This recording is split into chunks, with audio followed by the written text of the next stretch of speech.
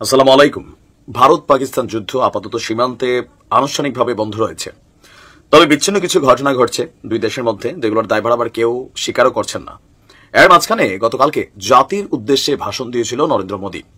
আর এ পর্যন্ত আপনি যদি আন্তর্জাতিক গণমাধ্যমের খবরগুলো দেখেন, বিভিন্ন দেশের বক্তব্যগুলো শোনেন, টোটাল ঘটনায় মোদীকেই কিন্তু সবাই খলনায়ক ভাবছে। ইভেন এই যে পেহেলগামের ঘটনা থেকে যা কিছু হয়েছে সবকিছুতেই ভারত কোন একটা মাস্টার প্ল্যান করছে, এমনটাই কিন্তু ভাবা হচ্ছিল।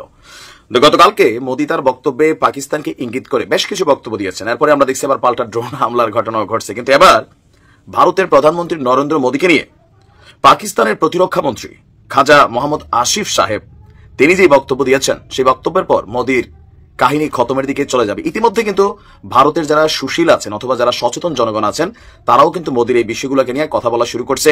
ইভেন আভ্যন্তরীণভাবে মোদী অনেকটা চাপের মুখে কি এমন মন্তব্য করেছেন। নরেন্দ্র মোদীকে বিশ্বের সবচেয়ে বড় স্বীকৃত সন্ত্রাসী বলে আখ্যায়িত করেছেন পাকিস্তানের প্রতিরক্ষা মন্ত্রী। বিশ্বে সন্ত্রাসবাদ ছড়ানোর জন্য ভারতকেও তিনি দায়ী করেছেন।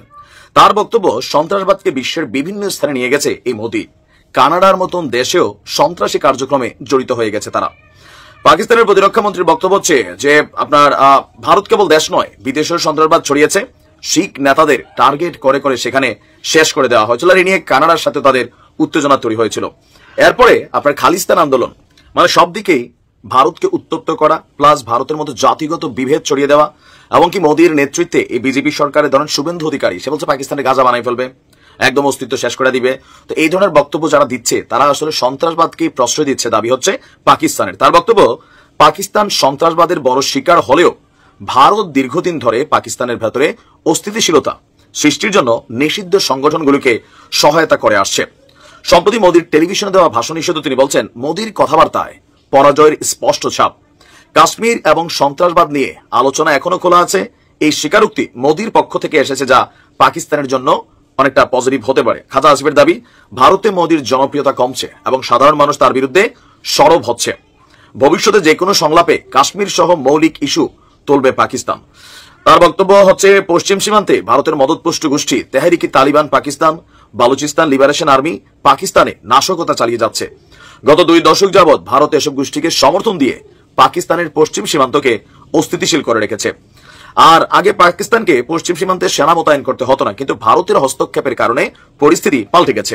আপনারা জানেন যে বেলুচিস্তান আন্দোলন নিয়ে অনেক কিছুই এই ঘটনার মধ্যে হয়েছে এবং সবগুলোতে রয়ের সংশ্লিষ্টতার কথাই বারবার উঠে আসছে। এবার এই টোটাল যুদ্ধে ক্ষতি লস সবকিছু হিসাব করলে সেটাও কিন্তু ভারতেরই একটু বেশি হয়েছে। তবে পাকিস্তানের বিরুদ্ধেও ভারতের অভিযোগ আছে, এমনকি কিছু অভিযোগ সত্য।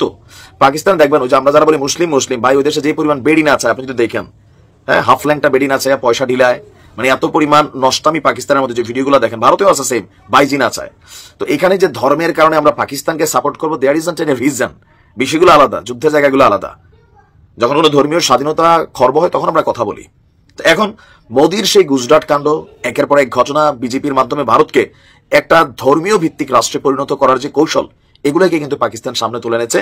আর তার বিরুদ্ধে ইন্টারন্যাশনালে যে অভিযোগগুলো ছিল সেগুলো এখন ঝরে গেছে মোদীর, কিন্তু ইতিহাস তো রয়ে গেছে। বিবিসি ডকুমেন্টারির কথা খেয়াল আছে তো। এই বিষয় নিয়ে এখন আবার দুই দেশের মধ্যে একটু উত্তেজনা। দুই দেশের সীমান্তে সেনাবাহিনী তারা সতর্ক অবস্থায় আছে, যে কোনো সময় আবার একটা বড় ধরনের ঘটনা ঘটতে পারে। কেউ কেউ বলছেন নাও ঘটতে পারে, আবার ঘটতেও পারে। ভালো থাকুন।